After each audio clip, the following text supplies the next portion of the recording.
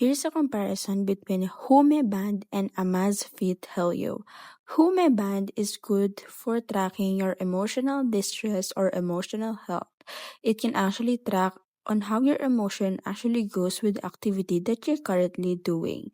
So as you can see, it is just like a regular band that you can wear to your wrist and you can see there the stress and emotion that you have.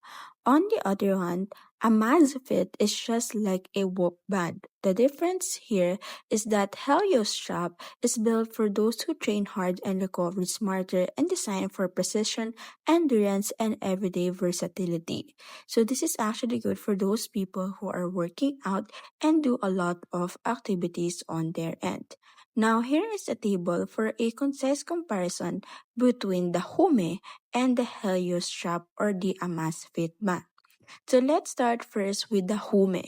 Hume band main focus is the mental wellness and emotion-based feedback, while the Amazfit Helio main focus is recovery and fitness, and it is more affordable and health tracking.